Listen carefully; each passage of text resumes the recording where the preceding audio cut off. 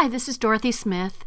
I'm a close to my heart independent consultant, and I am going to continue with my Feels Like Home project series. And so these are the cut pieces for project 2, where the pink ledger paper is the background. So I'm just going to sort the pieces. I'm not going to show the cutting because that ended up being kind of confusing looking, and I didn't think it would really be of benefit for you. But the cuts are very simple, and in the instructions that come with the deluxe scrapbooking, the Feels Like Home deluxe scrapbooking kit. So I am just sorting all of the pieces here so that I can start on page 1, the left-hand page of the layout. So lots of pieces.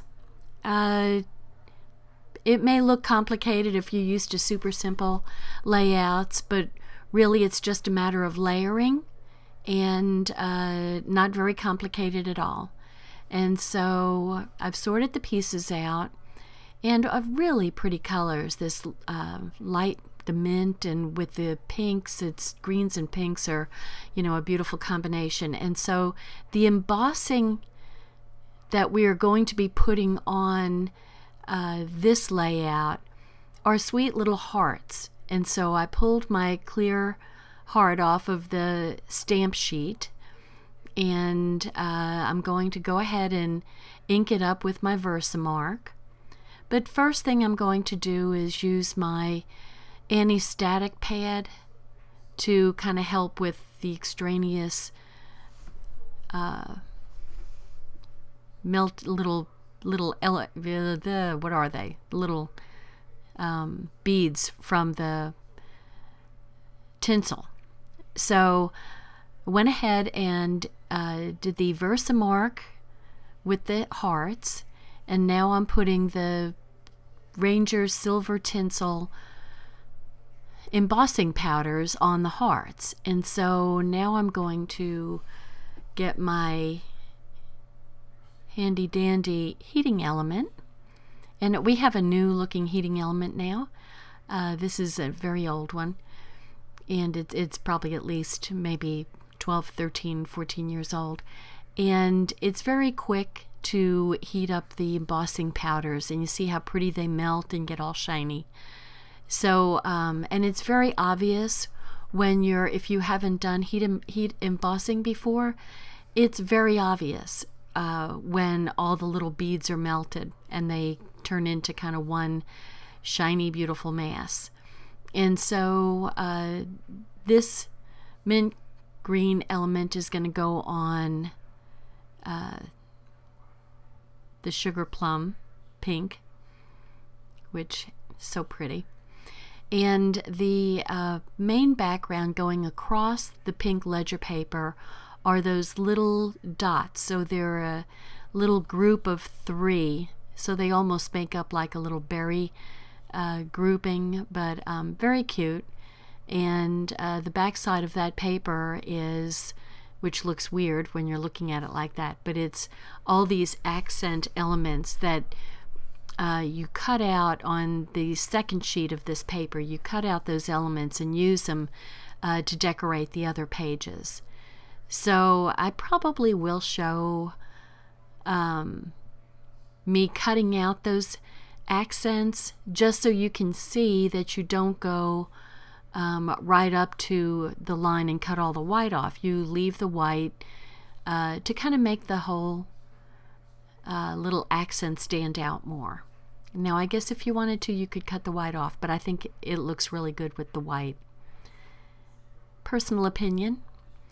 So I'm going to go ahead and put the pink and the green elements up on top, and same kind of thing at the bottom. We're carrying that theme where you just line up the edges of the pink and green, and you're leaving like a 1/4 of an inch border all around the outside. So kind of makes it kind of looks like there's a big piece of green going underneath the dotted paper. But you're saving a whole lot of paper there by just putting the split pieces on above and below. And so the silver shimmer tape is going to reinforce the shiny silver embossing powders to add just a little bit more punch to the shiny silver thing.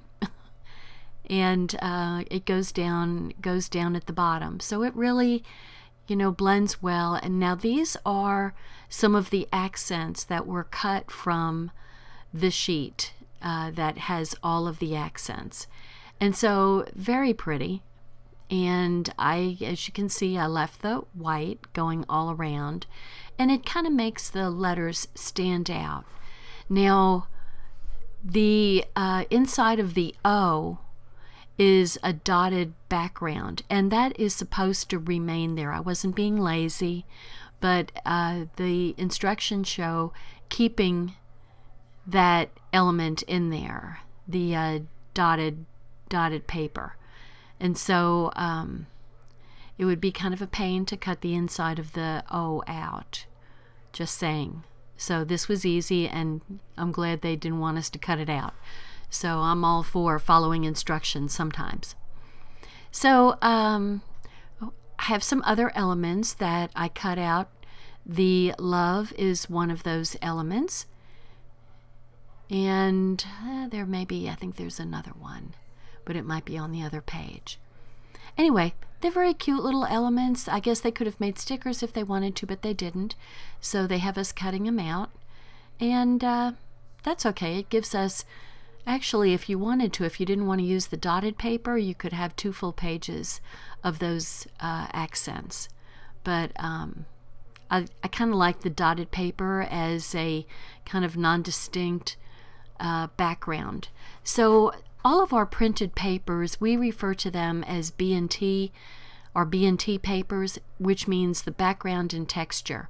So that adds, the background and texture just adds another little point of interest to our pages or our cards, whichever you're doing. Now we have our placeholders for our pictures. Excuse me. So I'm putting my 2 vertical 4x6s right there in the center for home. And I'm using my glue pen here to make some little glue dots. And then I will put my sequins on top of the glue dots. So it's just easier to just go ahead and put the glue dot down and then put the sequin on top of it, and it doesn't take long for it to stick and get held in place. Now, it would be easier if you used a tweezer to grab the sequins because they kind of stick to your fingers. But I don't know where my tweezers may have been in the other room. So anyway, but I would suggest using a glue stick to put the sequins down. It's so much easier.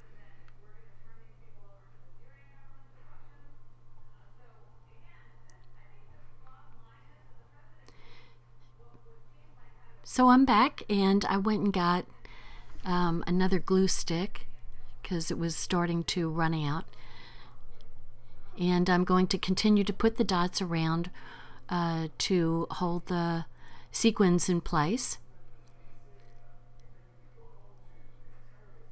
And I'm trying to put, the sequins come in a bag, and there's a whole lot of sequins that come with this kit. It's a small bag with lots and lots of sequins, and so they're white and silver and clear and iridescent and small. There's some stars, so you can pick from a number of different, if you want to keep them all silver, you certainly could. I like to mix up the colors myself. And so there I put my sequins down, and I think I've got all my elements in place to start on page 2. So here comes the right-hand page with all of its pieces, and it's quite a few pieces once again. But you know already that there's going to be the pink and the green are going to go together. So the pink is the flip side of the black and white stripe. So that's going to go at the top, and there's going to be the bottom, and then we're pretty much mimicking the left-hand page. So all those little pieces, the house and the tag, are all accents that I cut out from the other background and texture page, the back side of that little dotted page. So I'm going to go ahead and put that down first. And it goes down, so it's like 3.5 inches down from the top. And then this little strip is going to be the leaves, to add a little green with the pink. And so, see, once again, you've got, adding elements that coincide with other elements. So we've got, the green going against the pink, and here's the green going against the pink on these little accent pieces. And so putting those in place and lining them up. And then the bottom piece is going to, I'll be embossing some hearts at the bottom right-hand corner. So that's kind of catty corner to the hearts on the left-hand side. So they're in the upper left-hand corner, and these are going to be in the lower right-hand corner. And so, it's kind of a open and close kind of idea. You're finishing sort of the way you started. And so I'm going ahead and adding my embossing powders on, and trying to get rid of the residual. And then I get my heating tool, and here we go again. And so you can really tell as the little powders melt that they get shiny, and it happens pretty quickly. So, like I said, you'll be able to tell immediately that they're finished melting, and you've done it you've heated them for long enough. So there's the lower heart tab, and I'm putting a stripe mat to be the frame for some more pictures. Whoop. Put the wrong piece down too soon.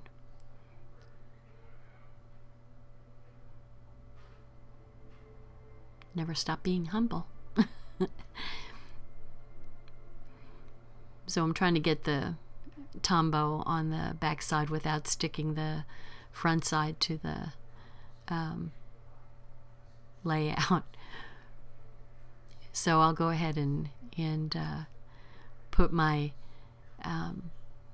looks like a 5x7, a horizontal 5x7 is going to go there.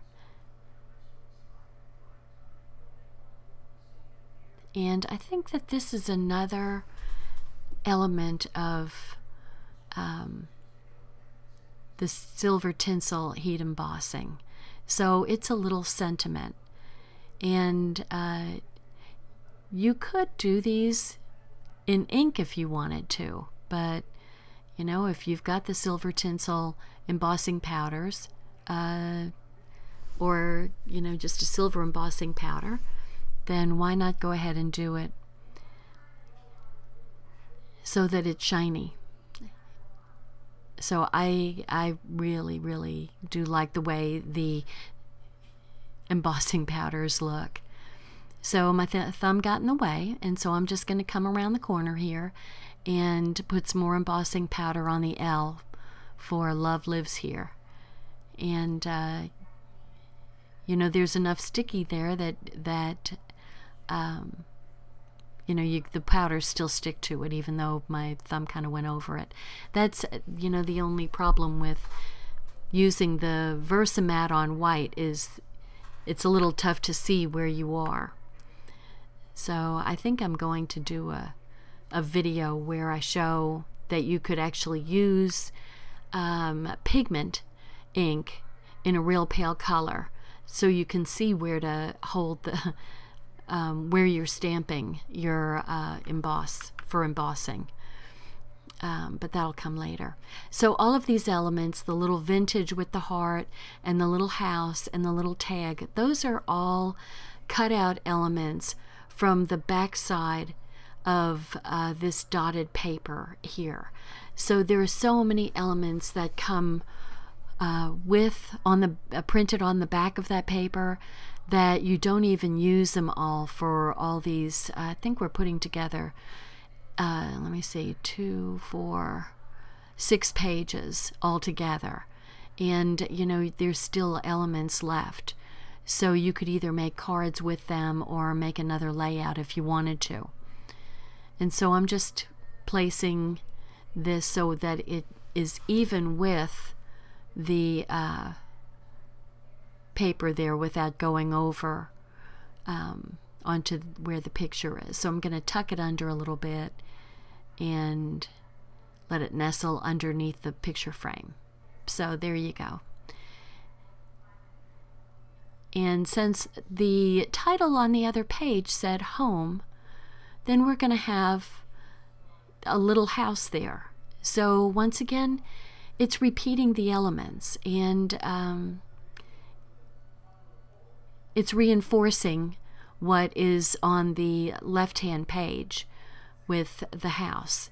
So, you know, you can move from one side of the page to the other and know that you're talking about your home. So I kind of like that. I kind of like looking at different types of art and kind of seeing where elements are carried from one side to the other, or where colors get reinforced.